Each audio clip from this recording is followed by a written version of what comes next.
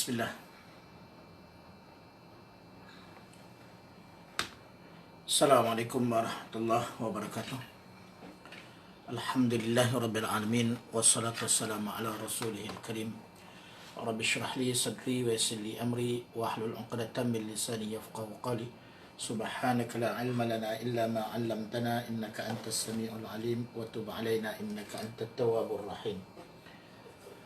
Kita panjatkan kesyukuran kehadirat Allah Subhanahu Wa Taala dengan limpah kurnianya kita dapat bersama lagi pada waktu ini, pada saat ini menyambung pengajian kita yang terakhir, di mana pada minggu lalu kita membicarakan berkaitan dengan satu tajuk yang memang kerap kali digunakan di dalam tata bahasa Arab, iaitu bab munada. Munada ni bermaksud kalimah yang dipanggil. Nada yunadi, munadan. Nada memanggil, munadan dipanggil. Maknanya kalimah atau perkataan tentunya dalam bahasa Arab yang dipanggil kalimah itu. Contoh kita kata kita panggil Ahmad. Oi Ahmad. Oi dalam bahasa Melayu tu itu orang panggil alat untuk memanggil. Maknanya kalimah untuk memanggil. Dan Ahmad iaitu yang kena panggil. Tu yang kena panggil. Ahmad ini dalam bahasa Arab dipanggil sebagai munada. Baik.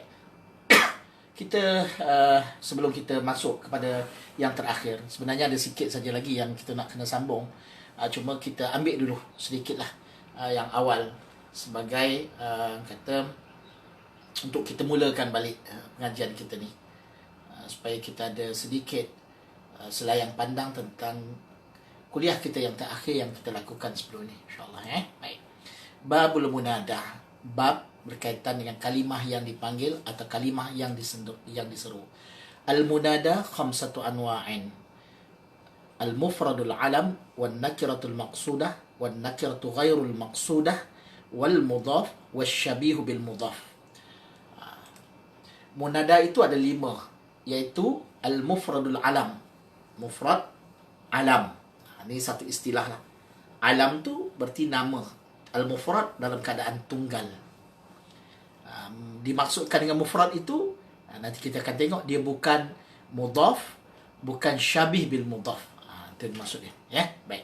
Alam bermaksud nama lah. Nama-nama yang disebut secara tunggal, bukan disebut secara kata disandarkan nama itu. Contoh nama Muhammad. Muhammad tu kalimah tunggal. Kalau kita kata Abdur Rahman, nama juga, nama orang Abdur Rahman, kan? Abdur Rahman. Tetapi nama Abdur Rahman ini dia adalah satu nama yang digabungkan, antara perkataan Abd dengan Ar-Rahman. Yang tu tidak termasuk dalam kategori mufrad. Itu termasuk dalam kategori idhafah, mudhaf. Yang berikutnya an-nakiratul maqsudah. Isim nakirah. Nakirah tetapi maksudah. Nakirah yang termaksud, yang dimaksudkan. Kalau dah nakirah, apa maksud nakirah? Itu tidak spesifik. Lawan dia adalah ma'rifah. Ma'rifah dikenali, diketahui. Maknanya spesifik. Jadi dalam nakirah maksudah, dalam bab munada ni, dia istilah. Macam mana kita nak faham itu nanti insyaAllah kita akan tengok. Dan kita dah belajar, cuma kita nak tengok kembali je tajuk tu. Kategori yang ketiga atau jenis yang ketiga adalah nakirah ghairul maqsudah. Nakirah ghairu tidak, al maqsudah dikendaki, yang tidak dimaksudkan. Itu nakirah yang termaksud, yang tidak termaksud. Kategori keempat adalah al-mudhaf. Al-mudhaf. Kategori keempat adalah al-mudhaf. Baik. Kemudian kategori yang kelima asy-syabihu bil mudhaf. Syabih bermaksud yang serupa, yang menyerupai, yang menyamai dengan mudhaf. Mudhaf ni apa maksud dia? Dulu kita dah belajar bab majrurat, ataupun kita kata makhfudatil asma, majruratil asma, isim-isim yang diletakkan baris bawah, diberikan tanda khafat. Itu kalau kita kata baris bawah tu baris bawah lah. Baik. Kita teruskan dulu. Fa ammal mufradu wal alam, fa ammal mufradul alamu wan nakiratul maqsudatu fayubnayani ala dhammi min ghairi tanwin. Min ghairi tanwinin. Adapun mufrad alam. Ingat, dia satu istilah. Mufrad alam. Dia adapun munada mufrad alam. Dan munada nakirah maksudah. Fayubnayani. Kedua-duanya mabni. Makna apa mabni ni? Iaitu baris dia kekal macam tu. Dia tak berubah. Fayubnayani ala dhammi. Dua-dua tu iaitu mufrad alam dan nakirah maksudah ini mabni kedua-duanya ala dhammi. Kedua-duanya tetap di atas baris dhammah. Min ghairi tanwinin, tanpa kita tanwinkan. Dengan kita tidak tanwinkan dhammah itu. Bukan dun atau un. Baris dua tu bukan dia bukan dalam bentuk berbaris dua. Sebaliknya satu saja dhammah tu. Contoh, mudah nak faham, dibina di atas dhammah tanpa tanwin ni. Contoh, ya Zaidu.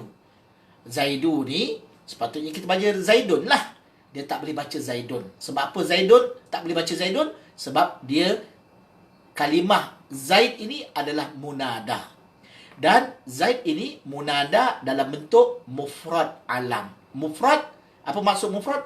Bukan kerana dia ni isim mufrad, tak. Tetapi disebabkan dia bukan dalam bentuk mudhaf dan tidak pula syabih bin mudhaf. Tak apa. Kita tengok. Ya Zaidu, Zaidu, bukan Zaidun. Sebab apa tidak Zaidun? Sebab dia mabni di atas dhammah tanpa ditanwinkan. Kita tak boleh tanwin Zaidun ni. Baik. Kemudian ya rajulu. Ya rajulu. Ya rajulu ni rajulu, ar-rajulu. Sepatutnya ar-rajulu lah. Ada alif lam. Kalau rajulu tak ada alif lam, kena rajulun. Sebab dia tidak ada alif lam. Sekarang kita bubuh ya, kita bubuh huruf harfun nida. Maka kita baca rajulun lah. Ya rajulun. Tak boleh. Salah kalau kita baca ya rajulun. Sebab apa tak boleh ya rajulun? Sebab ada huruf ya. Ya dekat sini ada huruf ya. Huruf nida. Maka bila ada huruf nida, kita kena baca rajulu. Tak boleh rajulun. Walaupun dia kalimah nakirah. Sebab tu kita kata nakirah. Cuma kita baca dengan lu. Sebab apa? Ya rajulu. Kerana kalimah rajulu ini nakirah maksudah. Nakirah maksudah. Nakirah maksudah. Baik, nakirah maksudah. Nanti kita akan terangkan beza dia dengan nakirah ghairu maksudah. Macam yang kita dah sebutkan sebelum ni kan. Baik. Dua-dua ni mufrad alam. Contoh dia ya Zaid. Alam bermaksud apa? Kata nama. Zaidun, Aliyun, Zainabun, Fatinamatun dan sebagainya lah. Nama-nama orang. Nama-nama lah. Asalkan nama-nama. Tentulah orang yang kita nak panggil tu orang kan.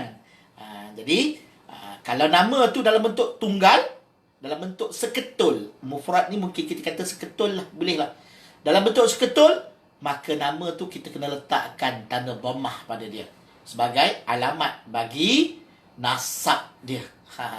Dia bukan rafa'. Kalau ikutkan dhammah adalah tanda bagi rafa'. Sekarang ni tak. Dia duduk dalam keadaan nasab. Di tempat nasab. Ya Zaidu. Ya Rajulu. Baik. Sebelum ni kita dah belajar. Dia antara mansubatil asma' adalah maf'ulun bih. Sekarang ya huruf nida. Zaidu munada. Apa maksud munada? Kena panggil. Bila kita kata kena panggil, tentulah dia ni objek. Maka dia duduk dalam keadaan nasab. Dia mesti mansub kan? Maka sepatutnya kita bagi tanda nasab lah pada dia. Salah satu tandanya adalah fathah. Jadi sepatutnya ya Zaidah. Dia tak macam tu. Dia tak boleh baca ya Zaidah. Sebab apa? Alasan kita bacalah Zaidah sebab dia maf'ulun bih kan? Kena panggil. Betul, dia maf'ulun bih. Tetapi kita tak boleh sebut ya Zaidah. Salah. Kenapa salah? Sebab dia ni adalah munada. Hukum ataupun munada ini dia ada hukum dia sendiri. Ada ketetapan dia, undang-undang dia. Kalau sekiranya munada itu dalam bentuk mufrad alam. Ni, contoh dia. Maka munada tersebut, kalimah yang dipanggil tersebut mesti dibaca dengan bina dhammah, mabniun ala dhammi. Mesti kita baca dia dengan kita berikan tanda dhammah. Sebab dia mabni. Apa maksud mabni? Kita dah belajar sebelum ni, yang awal dulu. Maksud dia adalah baris kalimah terakhir, baris huruf bagi kalimah tersebut. Baris bagi huruf terakhir kalimah tersebut tetap. Sebab tu kita baca Zaidu. Macam tu juga dengan ya rajulu. Rajulu ni walaupun orang kata dia mansub, sepatutnya rajulan, ya rajulan lah. Tak boleh. Sebab apa? Sebab rajulu dia nakirah maksudah. Nakirah sebab tak ada alif lam. Kalau ada alif lam makrifah lah. Baik, dia nakirah. Tetapi bukan sebarangan nakirah. Dia nakirah, iaitu yang tidak spesifik, tapi tetap ada elemen dimaksudkan. Tertentu jugalah. Sebab itu dikatakan nakirah maksudah. Bila nakirah maksudah, kita nak panggil, mestilah sesuatu yang kita kenal pasti. Kita tahu kita nak panggil siapa. Kan? Ataupun kita tahu kita nak panggil kelompok kategori mana. Sekarang ni, wahai lelaki. Tapi lelaki mana? Maknanya ada nilai. Ada kata elemen sesuatu yang spesifik kat situ. Tertentu dekat situ. Apa? Kita tengok lagi. Jalan dia dulu. Wassalasatul baqiyatu, baki yang 3 lagi, mansubatun, dibaca dengan keadaan nasab. La ghairu, tidak selainnya. Maknanya tak boleh kita baca selain daripada nasab. Mesti kita bagi mansubah. Bila mansubah, perkataan mansubah dia menunjukkan bahawa perkataan tersebut atau kedudukan yang 3 ni dia berada dalam keadaan mu'rab, bukan mabni. Kalau mabni, mabniyun. Ni mansubatun. Dia mansub. Mansub ini, mansubun, nasab, marfu'un, mansubun, majrurun, makhfudun, majzumun. 5 keadaan perkataan Arab bila mana perkataan tersebut duduk dalam ayat. Jadi mansubatun maknanya berada dalam keadaan nasab. La ghairu, tidak lain daripada nasab. Maknanya tak boleh duduk dalam keadaan selain daripada keadaan nasab. Maknanya apa? 3 lagi yang baki ni. Mana 3 yang baki ni? Iaitu nakirah ghairu maqsudah, mudhaf dan syabih bil mudhaf. 3 ni kita kena baca dengan memberikan tanda nasab kepada dia. Tak boleh selain daripada tanda nasab ini kita berikan kepada dia. Kita tengok dulu. Ada pun ni terjemahan dia lah. Tadi Arab. Yang tadi saya terjemahkan direct daripada perkataan Arab tu. Sekarang ni kita tengok terjemahan Melayu dia. Adapun mufrad alam dan nakirah maksudah, maka ia dimabnikan atas dhammah dengan tanpa tanwin. Ingat ya? Mabni atas dhammah tanpa tanwin. Tak boleh tanwin. Ya Zaidu, ya Muhammadu, ya Fatimatu. Kan? Ya Fatimatu bintu Muhammadin. Ya Fatimatu bintu Muhammadin. Baik, tak apa. Ya Zaidu wa ya rajulu. Ya, wahai. Oi. Selalu Melayu kita kata oi, kan? Oi, Mat. Oi, Zaid. Oi tu ya lah. Kita pun sebut ya Ahmad. Oi, Muhammad. Wahai. Ya ni wahai, oi. Sesuatulah yang kita faham sebagai kalimah yang menunjukkan bahawa selepasnya itu adalah perkataan yang dipanggil, perkataan yang diseru. Okay. Ya Zaidu, wahai Zaid. Ya rajulu, wahai seorang lelaki. Seorang lelaki. Bukan sebarangan lelaki. Dia mesti maksudkan lelaki tertentu. Baik. Dan 3 munada, sisanya itu tidak lain melainkan tidak lain dinasabkan. Tidak lain dinasabkan. Ini ayat yang saya tak sempat edit lagi. Tapi maksud dia begini. Tengok ya. Wassalasatul baqiyatu mansubatun la ghair. Sebab tadi yang awal kan, Zaid dengan ya rajul ni, iaitu mufrad alam dan nakirah maksudah, kita dah jelaskan. Sekarang ni kita nak bincang 3 lagi baki dia. Wassalasatul baqiyatu mansubatun la ghairu. 3 lagi yang baki dalam keadaan nasab. tak boleh selainnya. Dan 3 munada yang selain keduanya ini, mana 3 baki lagi lah, hanya dinasabkan. La ghairu, tidak boleh selainnya. Nya ini iaitu nasab. Tidak boleh selain nasab. Mesti kita baca dengan nasab. Baik. Itu ayat dia. Dalam matan Ajurumiyah pendek ya. Sebab itulah matan Ajurumiyah ni dia sebagai pendedahan sahaja. Nak dedahkan maklumat adanya orang panggil munadah dalam tata bahasa Arab. Kalau takat kita nak baca matan Ajurumiyah takat pendek-pendek, seminggu 2 minggu khatamlah kita. Tetapi daripada matan Ajurumiyah itu kita dapat gambaran, iaitu adanya satu kategori yang dalam tata bahasa Arab dipanggil munada, iaitu yang kena seru. Macam mana kita nak baca yang munada ni, yang kena seru ni, macam mana kita nak letak baris dia? Dalam bahasa Arab, penentuannya, sesuatu kalimat itu ditentukan betul salah dia. Kalau kita baca, tengok baris macam mana kita bagi, serta terjemahan yang kita bagi. Kita terjemahkan betul dengan maksud tertentu, tapi baris kita salah bagi, maka salahlah bacaan kita itu. Baik. Sebab tu bahasa Arab ni penting, nahu tu sangat penting. Tak dapat tidak. Bacalah kitab tinggi macam mana pun, melangit macam mana pun, banyak macam mana pun buku kitab dekat rak kita, bertingkat-tingkat rak kita. Buku bukan main punya banyak, tapi nahu kita berterabur, saraf kita, ilmu saraf kita berterabur, ilmu nahu kita berterabur, maka kitab-kitab tu belum lagi sempurna nilainya kepada kita. Boleh taruhlah untuk anak, cucu, cicit, piut kita besok. Tetapi kita sendiri tak sempurna. Sebab itulah ilmu nahu ni adalah ilmu alat orang bagi. Ilmu yang pertama yang mesti kita belajar bila mana kita nak belajar syariah Islamiah kita, ilmu agama, kita tak ada pilihan. Kalau orang belajar agama dia tak ada pilihan. Dia mesti mahir ilmu nahu, dia mesti mahir ilmu saraf. 2 perkara ni asas. Kedua-dua ilmu ni, ilmu nahu dan ilmu saraf, dia akan digunakan dalam semua ilmu syariat yang lain. Dia nak belajar mantik, dia nak belajar balaghah, dia nak belajar akidah, hadis, semua tu dia akan gunakan ilmu nahu. Kitab yang dia nak baca tu, dia kena guna ilmu nahu. Kitab yang dia nak baca, dia kena ilmu saraf. Dua-dua ilmu ni adalah ilmu alat teras kepada ilmu-ilmu yang lain. Baik. Kita tengok dalam bentuk gambar rajah. Babu mansubatil asma'i. Bab isim-isim yang nasab. Al-mansubatu 15. Sebelum ni saya dah sebutkan kenapa kita kata mansubatil asma'. Apa maksud mansubatil asma'? Selalu saya ulang-ulang supaya kita faham bahawa yang dimaksudkan mansubatil asma' ialah kita dalam bab yang membincangkan tentang isim. Dan bab yang kita bincangkan tentang isim-isim ini, dia mesti kita berikan tanda nasab. Sekarang kita bab munada.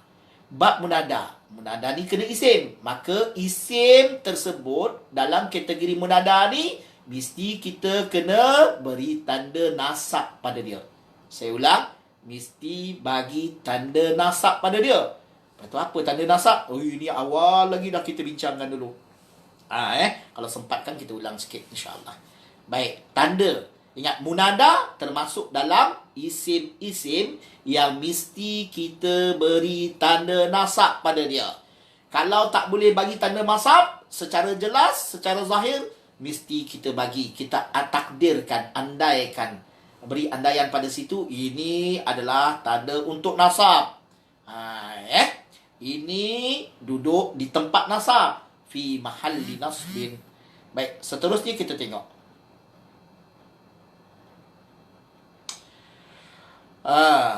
Mansubat okay. Isim yang dibaca dan diberikan tanda nasab itu ada 15.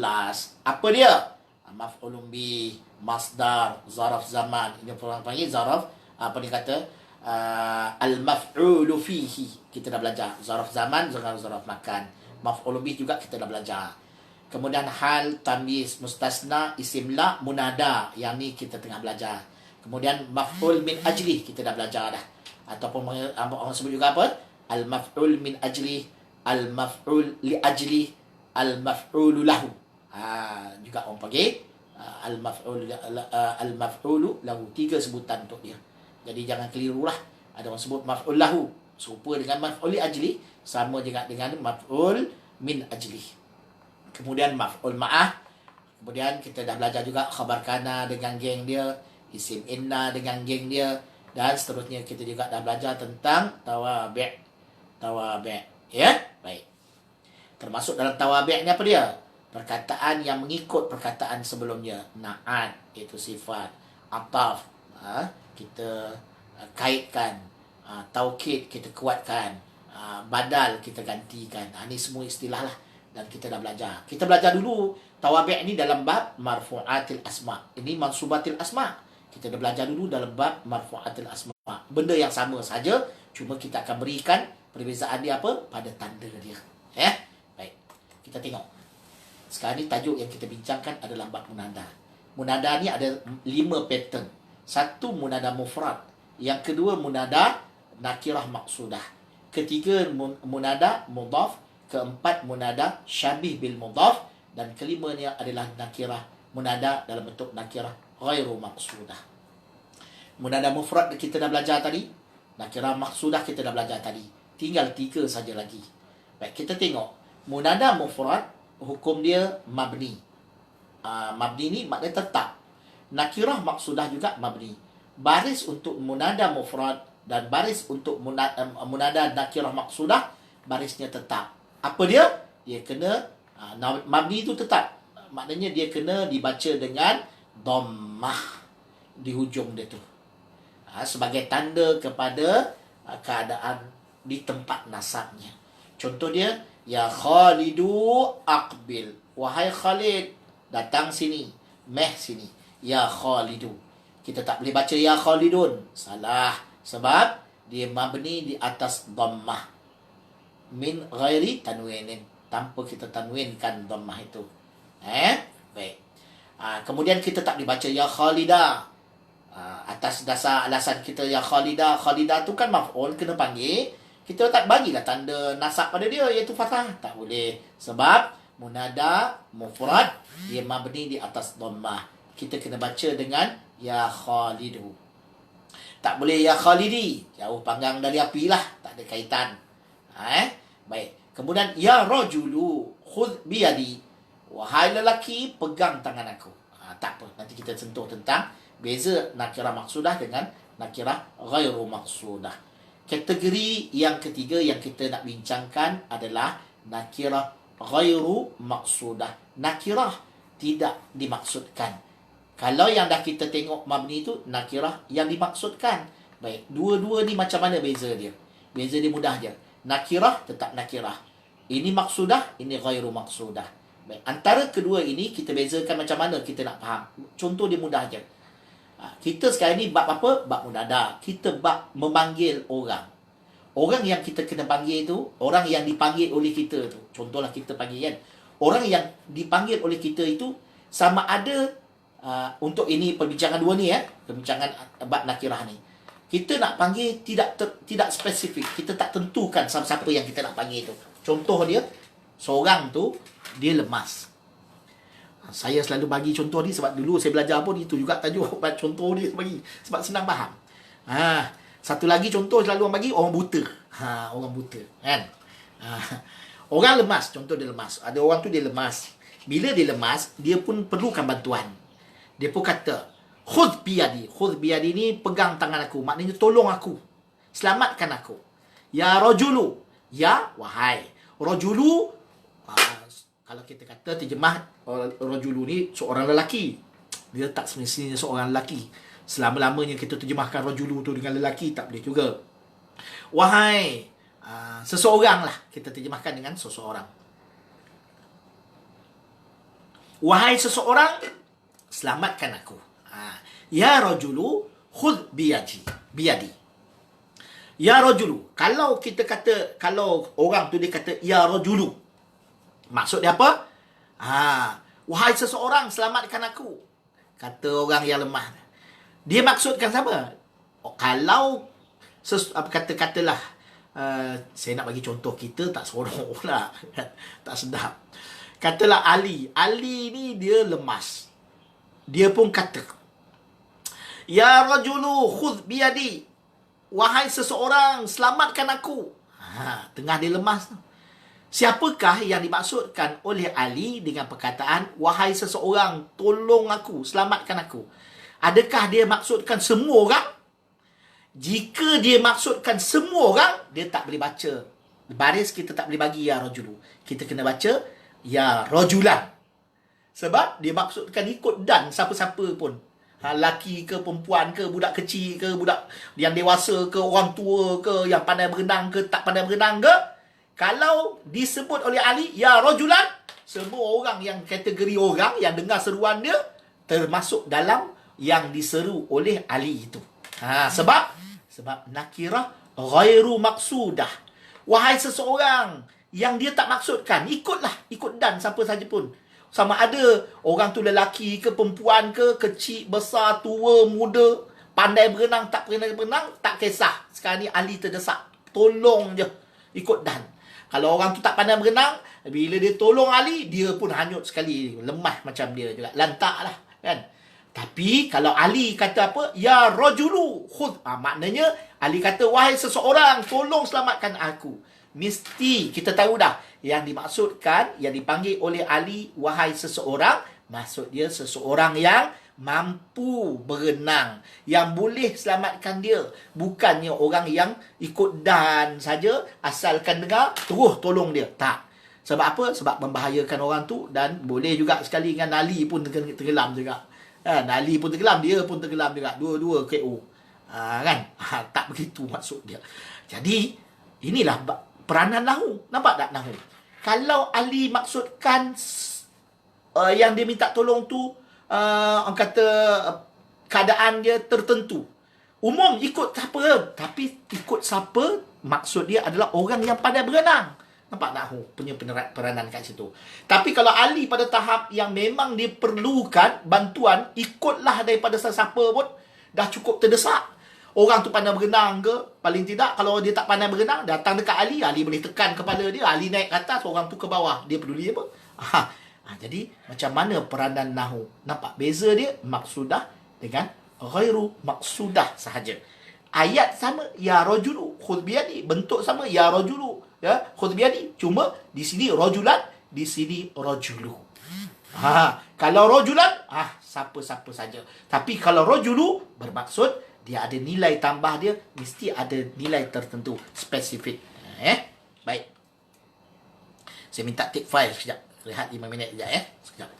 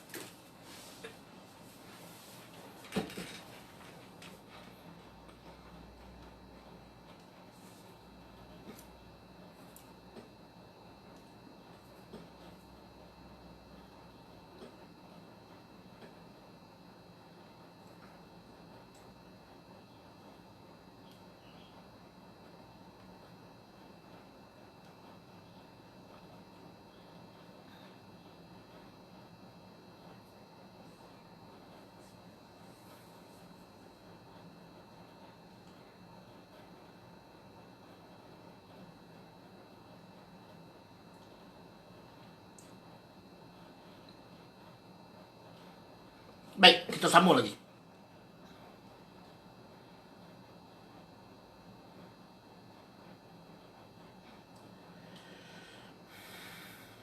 Baik, kita sambung. Jelas kan antara nakirah maksudah dengan nakirah ghairu maksudah. Contoh yang paling mudah itulah dia. Baik. Kita tengok contoh yang keempat. Kalau nakirah tadi nakirah maksudah dia mabni. Tapi kalau nakirah ghairu maksudah nakirah ghairu maksudah dia mansub. Maknanya dia mu'rab. Sebab tu kita kena baca rajulan. Ya rajulan. Nampak? Okey. Kita tengok sekarang ni mudhaf. Munada sesuatu yang dipanggil dalam keadaan dia jadi mudhaf. Dia disandarkan kepada kalimah yang lain. Apa maksud kalimah yang lain disandarkan kepada kalimah yang lain? Iaitu dia ni bab idhafat lah, bab idhafat. Untuk munada, kalimah yang diseru, dipanggil dalam keadaan dia jadi mudhaf. Dia jadi kalimah yang disandarkan kepada sesuatu. Contoh mudah. Tengok talibal ilmi, bukan ammi ni. Talibal ilmi. Ayat dia ya talibal ilmi iqra. Wahai penuntut ilmu. Nampak? Talib ni penuntut. Talibun. Talaba yatlubu taliban. Penuntut. Al-ilmi ilmu. Baik. Ini yang panggil kalimah ni, talibah ni, dia mudhaf. Ini mudhafun ilaih. Bab idhafat. Dulu kita dah belajar kan bab idhafat. Baik. Wahai penuntut ilmu, iqra. Bacalah. Sekarang kita tengok. Ya, iaitu kalimah yang menunjukkan bahawa ayat ini adalah ayat seruan. Siapa dia kena seru? Talib, penuntut ilmu. Kita nak baca macam mana? Talibi ke, talibah ke, talibu. Baris tu penting. Jadi dalam kita gunakan kaedah nahwu kat sini, kita tengok talibah dia campur dengan perkataan isim selepas tu. Ilmi. Talib ilmi. Penuntut ilmu. Oh ini bab idhafat ni kita kata. Bab mudhaf ilaih. Mana dia mudhafun ilaih? Ini mudhafun ilaih. Ini apa? Ini mudhaf. Jadi, bila munada itu dalam bentuk mudhaf, kalimah yang pertama bab idhafat dipanggil, dalam bab idhafat dipanggil mudhaf. Maka, kalimah yang pertama, oleh kerana dia ni dalam bentuk idhafat, dia adalah mudhaf dan dia juga sebagai sesuatu yang diseru, wahai penuntut ilmu, maka hukum dia mansub. Maka nasab kita kena bagilah tanda untuk dia. Apa dia? Dia fathah lah. Sebab apa? Sebab dia mansub. Kan? Maf'ul bih. Wahai penuntut ilmu. Ya talibah. Sebab tu kita kena baca talibah. Ya? Baik. Kalau syabih bil mudhaf. Syabih bil mudhaf ni maksud dia apa? Kita tengok ayat tu, kita faham dia macam ada nilai. Macam kita kata macam nak serupa dengan mudhaf. Sedangkan dia bukan mudhaf. Dia bukan bab idhafat. Kalau syabih bil mudhaf juga dalam keadaan mansub. Contoh dia mudah ya. Tali'an jabalan. Ayat dia ya wahai. Maknanya ayat nida. Bab mudah dah. Tali'an yang menaik, yang memanjat, yang naik. Jabalan. Atau tali'an ni naik, daki boleh tak? Ya tali'an jabalan. Wahai orang yang mendaki bukit. Asalnya tali'ul jabali. Tali'ul jabali. Orang yang mendaki bukit. Kita kata mendaki bukit. Mana kita sandarkan yang mendaki. Pendaki. Bukit. Itu dua perkataan kan? Sebab tu kita kata dia hampir menyerupai mudhaf. Hampir menyerupai bab idhafat. Tapi dia bukan bab idhafat. Sebaliknya, dia adalah syabih bil mudhaf. Menyerupai dengan bab idhafat. Ya tali'an. Sebab tu kita kata ya tali'an. Bukan ya tali'a jabalin. Sebaliknya kita kata ya tali'an jabalan. Okey. Ini ayat yang lain. Kita kata apa? Idza aradna an nunadiya syakhsan ma. Bila mana kita nak. Idza apabila aradna kita mahu an nunadiya kita menyeru. Bahawa kita menyeru syakhsan ma mana-mana individu.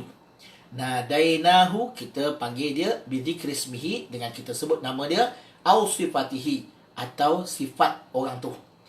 Ba'da harfi ya, selepas daripada kita sebut huruf ya, kan. Faqulna, kita berkata kama fil jumalis sabiqah, dalam ayat sebelum ni, ya Salahaddin, ha, nampak, ya Salaha, bukan hi atau hu. Sebab Salaha satu kalimah isim, ad-din satu kalimah isim. Bila isim jumpa dengan isim, kita kata ini bab idhafat.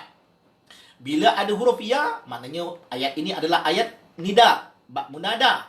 Bila bab munada itu dalam bentuk mudhaf, maka kita kena bagi tanda nasab pada dia. Sebab tu kita kena baca ha, Salaha. Ya Salahaddin. Baik. Wa yusamma al-ismu ba'da ya munada. Dinamakan isim ni yang berada selepas daripada ya, selepas ya ni, isim ni, maka dinamakan sebagai munada. Amma ya, adapun ya ni, nafsuha, dia sendiri ni, fatusamma adatun niza, adatun nida, dia ni sendiri dinamakan sebagai adat, tul, ataupun kita kata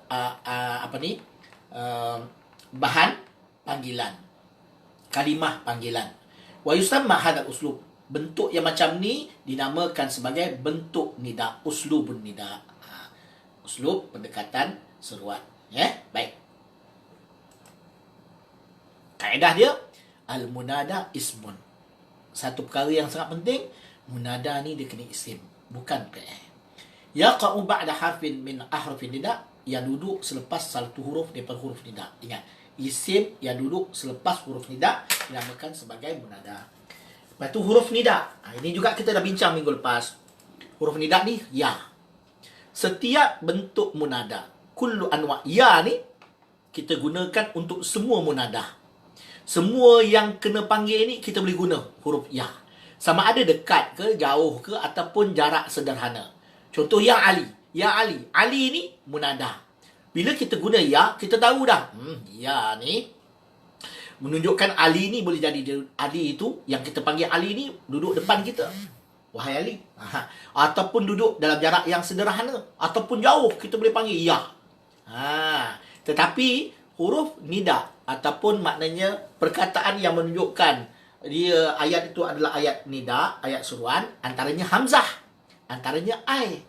Bila dua-dua ni atau salah satu ni, dia untuk munada qarib. Menunjukkan bahawa kalau kita guna hamzah ataupun ai, kita menunjuk ini, dia kalimah ini menunjukkan bahawa yang kita panggil tu, yang kena panggil, yang kena seru tu, dia duduk dekat. Contoh dia, Muhammadu aqbil. Oi Muhammad, datang sini. Menunjukkan bahawa Muhammad ni dekat kita, bukan jauh. Mana kita faham dia dekat? Sebab kita guna hamzah. Begitu juga dengan perkataan ai, dia kalimah yang menunjukkan bahawa yang kena panggil tu adalah dekat. Ai baniya, wahai anak-anakku, istaqim, istiqamah lah. Konsisten lah. Baik, seterusnya, ini kita dah bincang minggu lepas. Ayah, haya dan a untuk munada ba'id. Menunjukkan apa? Kalau kita guna salah satu daripada tiga ni, maka dia menunjukkan bahawa yang kena panggil itu kedudukan dia jauh. Ayah Fatimah tu iqtaribi, wahai Fatimah. Ayah Fatimah tu, kenapa tu tidak tin ataupun ta ataupun tan? Tak boleh kita baca yang selain daripada tu. Tak boleh baca selain daripada tu. Sebaliknya kita kena baca tu. Sebab apa? Sebab Fatimah ini dia munada mufrad alam.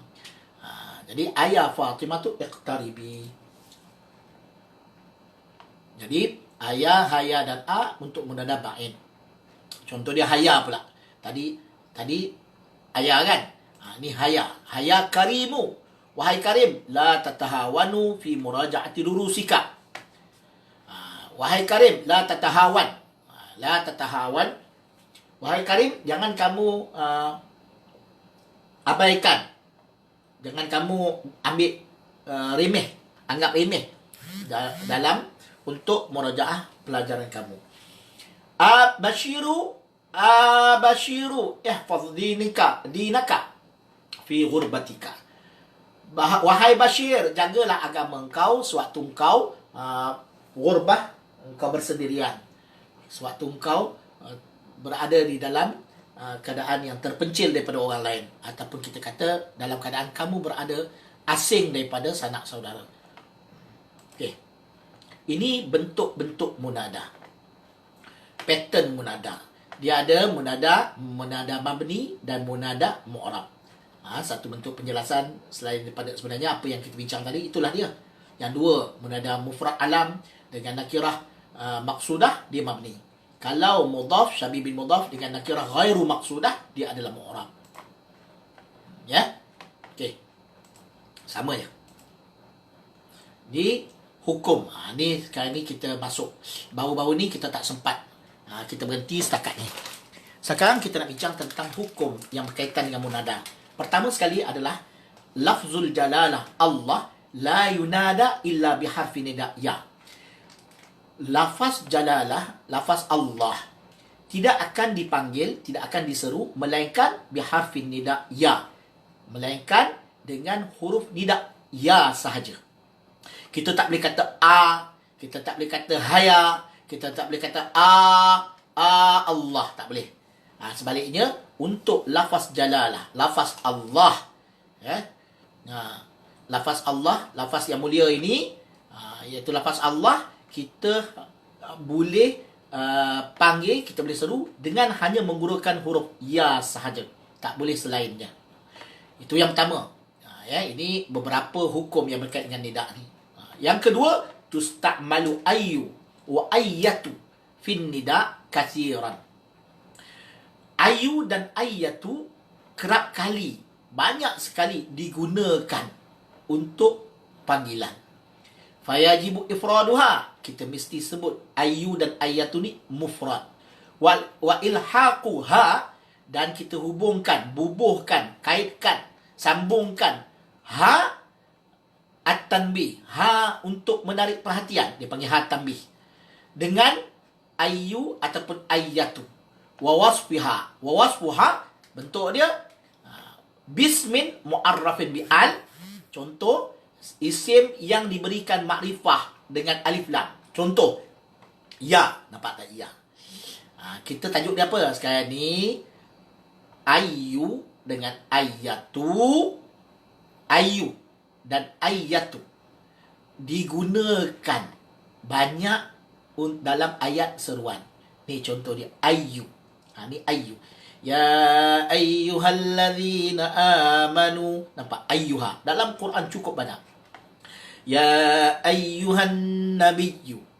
Ya ayyuhan nabiyyu. Ya ayyuhar rajulu. Baik. Dalam ayat ya ayyuhar rajulu, contoh ayat ni kan. Ya ayyuhan nabiyyu ke apa ke. Ya di sini huruf nida. Dia kata tusta'malu ayyu wa ayyatu fin nida'i katsiran. Perkataan ayu dan ayyatu banyak digunakan dalam ayat nida. Mana dia ayu ni? Ayu. Ayyatu. Ya, huruf nida. Ayu ni banyak digunakan. Tetapi ayu dan ayyatu dalam ayat nida, dia mesti bersambung dengan ha tanbih. Mana ha tanbih? Ni. Ni. Ni orang panggil ha ni, ha tanbih. Jadi, ayu digunakan dalam ayat nida. Ha ni orang panggil ha tanbih.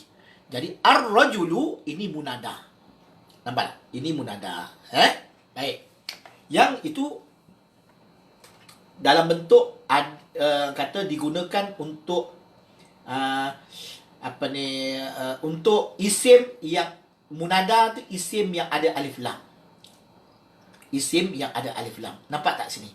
Sepatutnya tak ada alif lam. Kalau tak ada alif lam, rajulu dia akan jadi apa? Nakirah maqsudah, nakirah ghairu maqsudah kalau sekiranya rajulan. Tetapi bubuh alif lam. Sebab apa? Sebab ada ayu sebelum tu. Jadi bila ada ayu, lepas tu bubuh ha tanbih, maka di sini ada alif lam. Ya. Yang berikutnya isim mausul yang ada alif lam. Contoh, ya ayyuhallazina amanu, ya ayyuhallazina. Allazi dekat ayat ni. Ya ayyuhallazi. Nampak tak? Jadi, pada isim mausul digunakan ayyu juga. Yang bersambung dengan dia ada ha tanbih. Ya tu tetaplah huruf nida. Ayyu dengan ayyuha ni. Ni. Ha ni kita bubuh. Sebab ayyu ni jadi kata digunakan dalam ayat nida. Allazi, ini munada. Munada dalam bentuk isim mausul.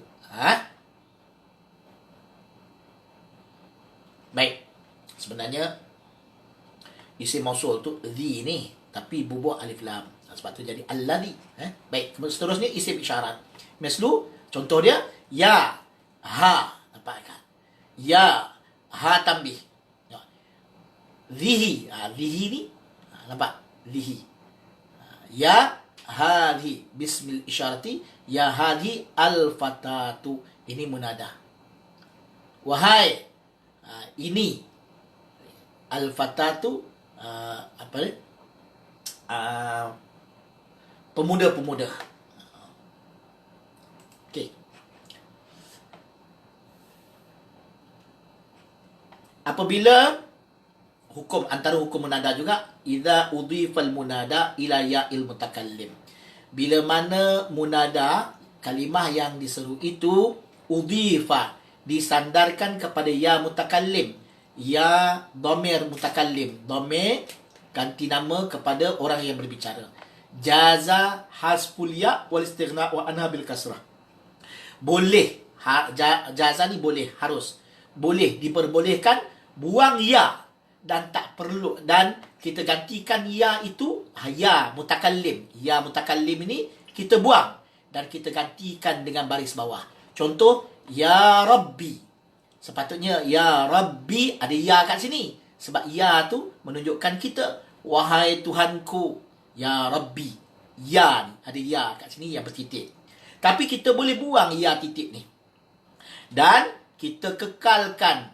Buang ya, sebaliknya ya yang dibuang tu, kita gantikan dengan baris bawah. Wal istighna wa anha bil kasrati, kita baris bawah kan. Sebab tu dia jadi Rabbi, tak jadi bu. Sepatutnya ya Rabbu lah. Kapalnya ya Rabbu, kan? Ya Rabbu, munada maksudah.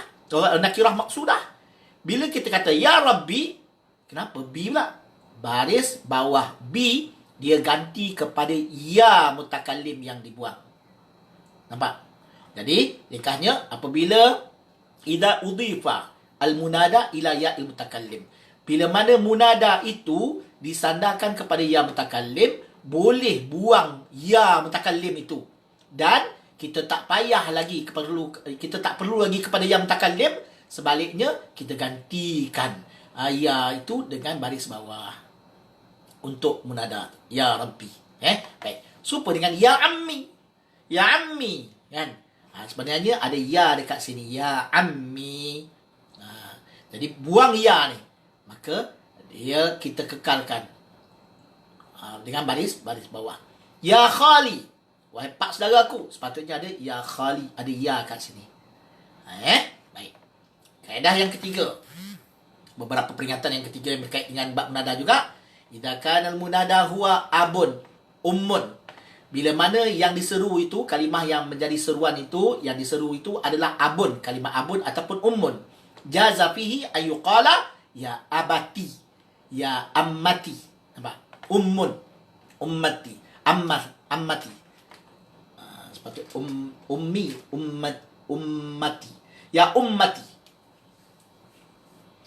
Jadi, yang keempat, bila mana munada itu, dalam munada, perkataan yang diseru tu adalah perkataan abun atau ummun. Jaza, maknanya boleh. Fihi ayuqala, kita sebut. Boleh dikatakan, ya, ini huruf nida. Aba, nampak aba? Ummi. Ya abati, ya ammati, ya ummati. Ni ti ni. Boleh kita sebut ti. Ya abati. Baik, baik. Ini contoh munada lah. Baik. Ya tali'ash syajarati. Nampak? Tali'a. Kenapa tali'a? Ini isim. Ini isim. Ini huruf nida dia panggil. Ya adalah huruf nida. Bila huruf nida, selepas huruf ya, maka ini orang panggil munada. Cuma, munada ini dalam bentuk apa? Kita belajar tadi ada 5 kan? Satu, mufrad alam. Kedua, nakirah maksudah. Ketiga, nakirah ghairu maksudah. Keempat, nakirah munada mudhaf. Dan yang kelima, munada syabih bil mudhaf. Baik, ya tali asyajarah. Dia ni kategori apa? Salah satu daripada 5 tadi. Pattern yang mana satu? Yang tali'a asyajarati. Tali'a dia isim. Asyajarati isim juga. Bila isim jumpa isim, kita dah belajar sebelum ni, dia termasuk dalam bab idhafah. Isim yang pertama kita kata dia adalah mudhaf. Isim kedua mudhafun ilaih. Apabila ayat itu adalah ayat nida dan yang mudhaf itu adalah munada, maka kita kena bagi, maka hukum dia apa? Dia mansub. Kita kena bagi tanda nasab pada dia. Apa tanda nasab? Oleh kerana tali'a isim mufrad. Mufrad. Bilangan ada satu. Maka kita letak nasab fathah dekat sini. Sebab itulah ya tali'a asyajarati. Kenapa tidak tali'an? Sebab dia mudhaf. Sebab tu kita baca dengan asyajarati baris bawah kat sini. Sebab baris bawah dia adalah tanda bahawa kalimah ini berada di dalam keadaan jar, majrur, makhfud. Ini tanda dia. Baik. Itu kita kata tali'ash syajarati bab idhafah. Sekarang kita tengok. Ya zaliman. Ya zaliman. Tabassar fil awaqibi. Nampak? Ya zaliman. Ya zaliman. Tabassar. Ya.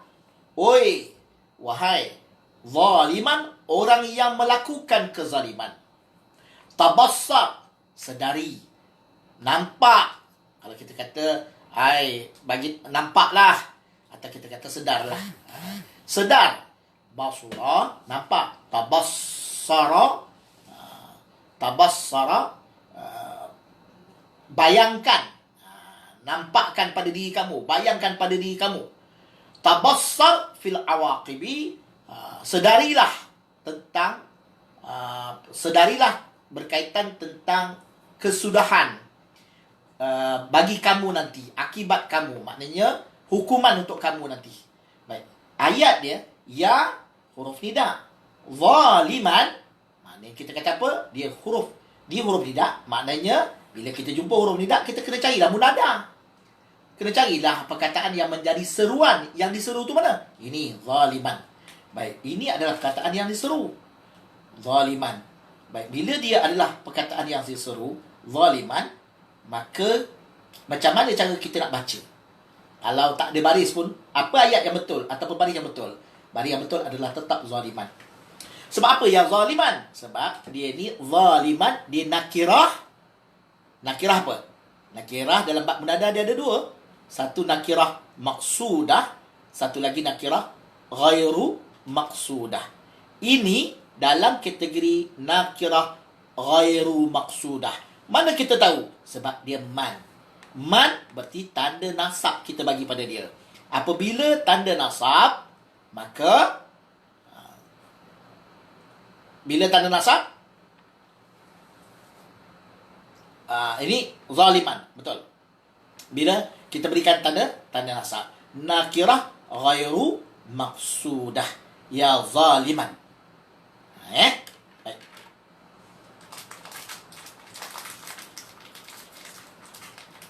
Kemudian kita tengok. Nah, ini nakirah mudhaf. Ini nakirah ini munada mudhaf. Ini munada ghairu maqsudah. Nakirah ghairu maqsudah. Sebab tu kita baca dengan zaliman. Kalau kita baca ya zalimu, boleh tak? Boleh. Apa beza antara kalau kita baca ya zalimu dengan ya zaliman? Kalau kita baca zaliman, maknanya siapa-siapa saja yang melakukan kezaliman. Tapi kalau ya zalimu tabassar fil awaqibi, kita baca dengan zalimu, bukan zaliman. Maknanya dia adalah nakirah maqsudah. Zalimu, wahai orang yang zalim. Maknanya kategori zalim tertentu yang kita maksudkan. Kita kata ya zaliman, maknanya siapa saja yang buat zalim, apa jenis kezaliman sekalipun, maka dia termasuk dalam peringatan ini. Itu dia beza dia.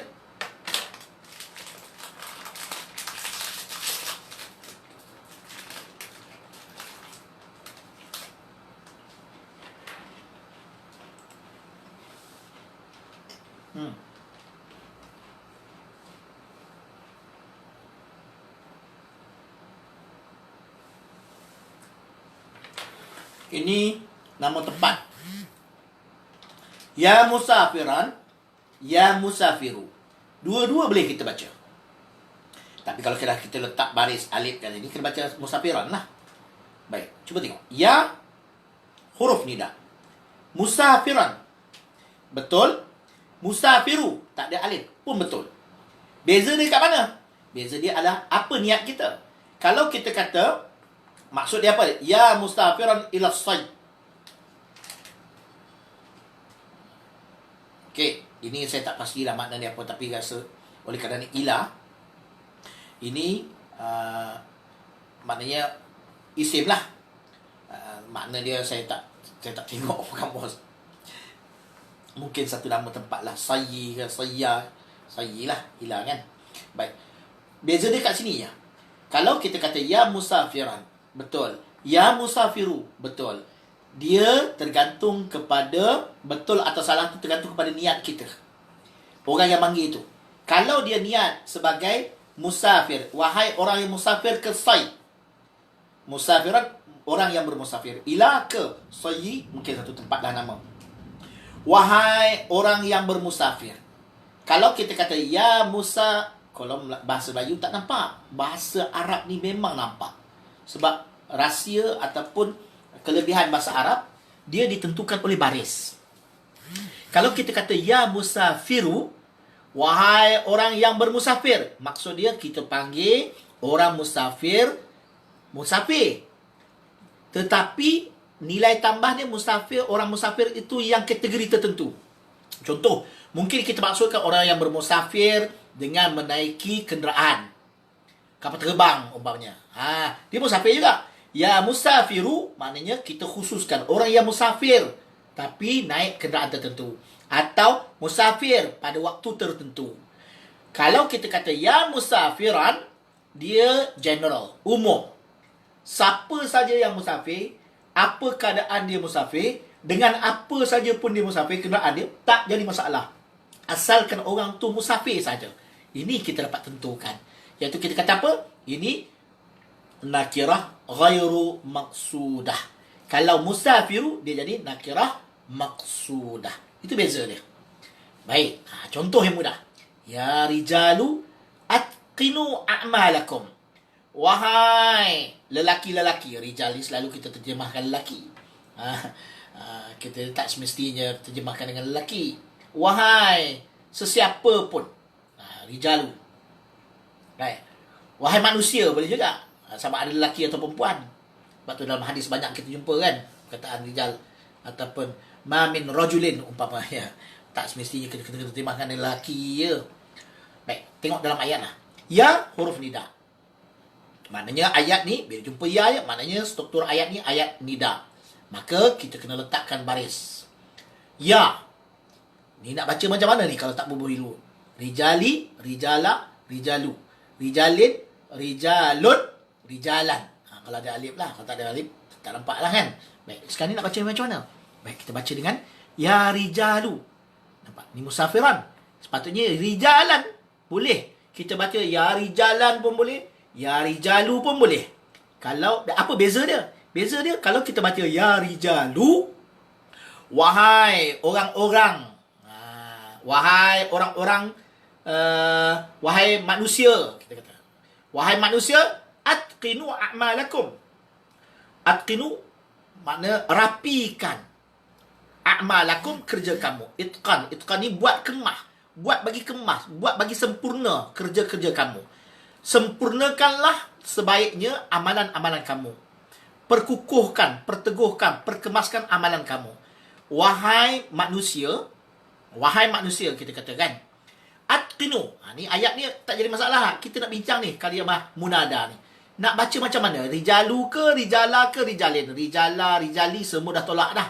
Kan rijalan pun. Kalau kita baca rijalu, betul maknanya bila mana kita anggap bahawa rijal dekat sini, orang ni kategori tertentu. Wahai manusia. Manusia mana? Manusia yang mana kita kata yang soleh umpamanya. Apa sajalah. Tapi kalau kita kata ya rijalan, wahai manusia, ikutlah Kalau kita kata ya rijalu, mungkin kita kata orang Islam ke, kan? Orang Melayu ke, wahai manusia, wahai bangsa orang-orang Melayu, kata ya rijalu, wahai orang-orang Melayu, atqinu a'malakum. Rijalu tu kita masukkan maknanya Melayu. Orang tetapi kategori Melayu. Kalau lu sebab dia nakirah maksudah. Tapi kalau kita letak rijalan, ya rijalan atqinu a'malakum, masuk semua jenis orang. Wahai manusia, wahai orang ramai, perkemaskan, indahkan, elokkan amalan-amalan kamu. Sebab kita tahu dia semua secara general, bila mana dia jadi rijalan. Ada dhu, maknanya dia spesifik, kategori tertentu, sifat tertentu.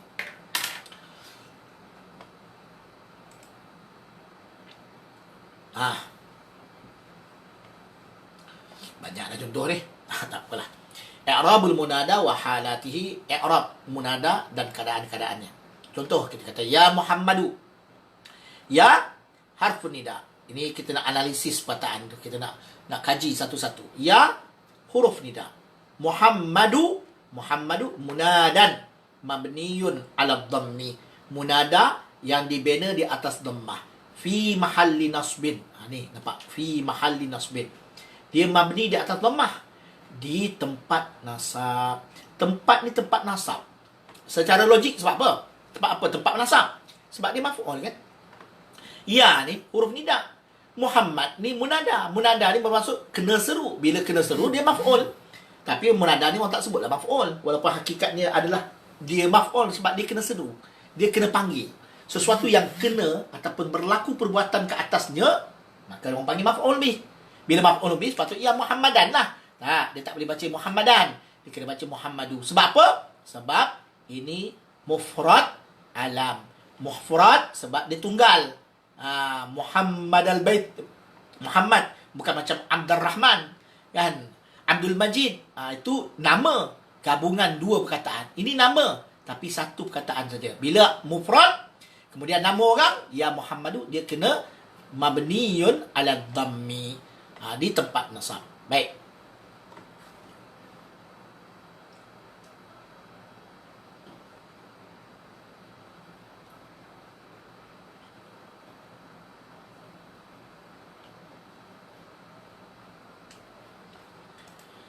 Ya tali'an jabalan. Ya harfun nida. Tali'an munadan mansubun. Munada mansub. Li'annahu syabihun bil mudhaf. Sebab apa dia munada mansub? Dia menyerupai dengan mudhaf. Wa alamatu nasbihi al-fathatu zahirah fi akhirih. Alamat nasabnya fathah yang nyata di akhirnya. Jabalan maf'ulun bihi. Jabalan ni kenapa jabalan ni? Sebab dia jadi maf'ulun bihi kepada tali'. Maf'ulun bihi lismil fa'il. Nanti kita akan belajarlah. Syibih fi'il dia panggil. Syibhul fi'li. Ini dia isim, tapi syibhul fi'li. Isim yang menyerupai fi'il. Itu bab lain lah. Pening korang nanti.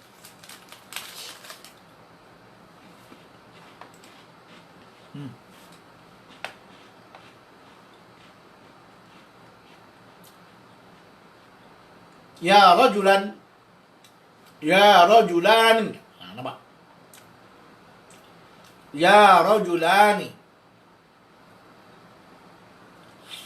Inhada. Wahai dua orang lelaki, bangunlah kedua-duanya. Ya hafunda. Rajulani munada. Nakirah maksudah. Bila nakirah maksudah, makna dia apa? Nakirah maksudah maksud dia apa? Nakirah yang dimaksudkan. Jadi munada nakirah maksudah, kedudukannya mabni. Ingat, ya. Nakirah maksudah mabni. Nakirah ghairu maksudah mu'rab. Nakirah maksudah mabniun alal alifi. Sebab apa mabni atas alif? Li'annahu musanna, sebab dia isim musanna fi mahalli nasbin, di tempat nasab. Wan nunu anin nun. Iwadun anit tanwin. Rajulani. Dia ganti kepada tanwin. Fil ismil mufradi, pada isim mufrad. Itu tak apalah. Nun iwad ni untuk isim musanna punya perbincangan. Hadha ni tak apalah. Kita nak ambil perkataan tu. Ya Fatimu. Nampak? Ya Fatimu. Ya huruf nida. Fatimu munada mabniun ala dhamm fi mahalli nasbin. Munada mabni di atas dhammah. Sebab apa? Sebab dia isim alam. Nampak? Ya ayyuhalladzina amanu, ya ayyuhalladzi najaha. Ya huruf nida. Ayyuha munada. Mabni ala dhamm. Minta maaf tadi saya salah. Ayyu ni. Ayyuha ni dia munada mabni. Bukan ini yang munadanya. Okey. Ayyu ni munada. Munada mabni atas dhammah fi mahalli nasbin. Wal ha harf tanbihin mabniun ala sukun. Alladhi ni isim mausul. Dia jadi naat kepada ayyu. Ya ayyu. Dia munada dengan ayyu yang bersambung dengan ha tanbih. Ya abati. Abati munada mansub di annahu mudhaf. Abati. Aba ditambah nanti. Sebab apa? Panggilan munada ni dalam bentuk aba ataupun abun ataupun ummun. Boleh kita gantikan dengan, boleh kita sebut sebagai abati, ammati, ummati. Kan? Ammati. Baik. Jadi ini adalah perbincangan kita tentang bab munada, dan saya rasa sekadar itulah insya-Allah pada petang ini yang dapat kita bincangkan bersama. Secara umumnya kita dah tahu bagaimana cara untuk gunakan ayat yang menjadi seruan di dalam sesuatu ayat di dalam bahasa Arab. Jadi kalau sekiranya kita jumpa Abdurrahman, janganlah kita kata dengan Abdul lagi. Kalau ada ya, kena Abda. Sebab apa? Sebab Abda, contoh kita nak panggil anak kita lah Abdurrahman umur nama dia. Kalau kita panggil dia, macam mana cara kita panggil? Ya Abdurrahman, ya Abdurrahmani. Itu cara yang betul. Ya Abda. Tak boleh ya Abdurrahmani, tak boleh Abdu. Salah. Sebab ya Abda, ya huruf nida. Abda mudhaf. Bila mudhaf berada dalam ayat nida, dia kena fathah. Sebab dia mansub. Dia dalam keadaan nasab. Dia isim murab. Jadi insya-Allah mudah-mudahan apa yang kita belajar ni, satu matlamat saya adalah untuk mendedahkan dulu. Mendedahkan dulu. Tak ada soalan makan ke Ustaz? Saya belum makan tengah hari lagi. Kalau tuan-tuan dengar tu, dengar je lah. Baik sebab saya kat pejabat di Darul Tauhid, dan saya seorang. Yang lain semua tak ada. Semua PKP. Jadi saya ada di pejabat. Baik tuan-tuan, dia sebenarnya macam yang selalulah, kalau tuan-tuan pernah hadir dalam kuliah dekat dengan Baitur Rahmah sana, saya selalu pesan, antara perkara yang juga saya sebut, antara benda yang orang jemu belajar, bukan orang lain, saya sendiri. Semasa saya belajar dulu, saya belajar 3 hari je secara konsistennya. Lebih daripada tu ialah belajar juga. Tetapi yang betul-betul saya ini menghadapnya masa saya belajar tu 3 hari. Hari pertama, hari kedua, hari ketiga saya angkat bendera putih. Saya kata pada sahabat saya yang saya belajar dengan dia, saya kata kalau macam ni punya rupa tak payahlah. Saya tak tahu apa benda yang saya nak guna, dan saya tak faham apa benda yang saya belajar. Saya tak boleh belajar pula jenis saya tak boleh belajar benda yang saya tak tahu. Tapi masa tu saya tak tahu lagi kaedah dia. Memang nahu ni dia kena lalui. Kerap kali kita kena lalui dulu. Sebab itulah matan ajrumiyah dia ringkas je. Dia nak bagi gambaran je dulu. Nak bagi gambaran supaya kita nampak bagaimana dikatakan nahu itu. Sebab itulah bila belajar nahu, dia tak cukup dengan hanya belajar matan ajrumiyah satu buku. Tak. Lepas matan ajrumiyah, dia akan naik pula kepada kitab yang berikutnya, Mutammimatul Ajrumiyah, Mukhtasar Jiddan, kitab-kitab yang nahu juga, sampailah kepada kitab yang tinggi-tinggi macam Syarah Ibn Aqil. Dia bahas benda yang sama, bincang benda yang sama. Beza dia apa? Bezanya adalah dia akan cuba bawakan contoh, pertambahan contoh. Cuma nahu ni dia kena guna pakai sewaktu bila? Waktu kita nak membaca. Memang matlamat setiap orang yang belajar nahu, ada 2 kategori orang yang belajar nahu ni. Belajar saraf. Satu, dia belajar sebagai ilmu. Dia nak tahu je. Tak ada niat yang lain. Dia nak tahu, bila orang kata fa'il, dia tahu fa'il. Bila orang kata maf'ul, tahu maf'ul. Bila orang kata munada, dia tahu munada. Tapi bila bagi struktur ayat yang ringkas pun, dia tak boleh nak buat pengecaman. Memang dia tak boleh baca. Sebab dia nak tahu je. Itu orang yang belajar ilmu nahwu sebagai satu ilmu. Kategori yang kedua orang belajar nahwu adalah sebagai ilmu alat. Yang ni yang sepatutnya menjadi tumpuan kepada setiap orang Islam kita lah, Muslim kita, supaya sampai kepada peringkat yang mana mereka dapat menguasai ilmu nahwu dengan tujuan untuk membaca. Tujuan apa? Bila kita baca hadis, kita tahu, oh ini tak sesuai ni kalau kita baca dengan baris ni.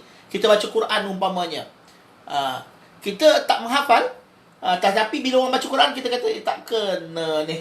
Ya ayyuhalladzi, umpamanya ada ayat yang dibaca. Sebab apa? Ya ayyuhan nabiyya, umpama dia tu. Ya ayyuhan nabiyya, tak betul kita kata, bukan ya ayyuhan nabiyya. Salah. Sebab apa salah baca? Kita kata kaedah nahwu juga. Sebab Al-Quran dia tak akan bertembung dengan kaedah tata bahasa Arab. Sebab kemuncak bagi bahasa yang tertinggi, bahasa Arab tertinggi, Quran lah. Mana mungkin dia akan bertembung dengan kata bahasa atau kaedah yang tetap. Dia kena baca ya ayuhan nabiyyu. Sebab apa an-nabiyyu? Kita kata, walaupun kita tak hafal, kita kata ini kaedah ni tak betul ni. Sebab an-nabiyyu mufrad. Dia mufrad. Bila mufrad, maka kita kena letakkan dengan tanda dhammah. Sebab tu kita kata ya ayuhan nabiyyu. Ya ayuhan nabiyyu.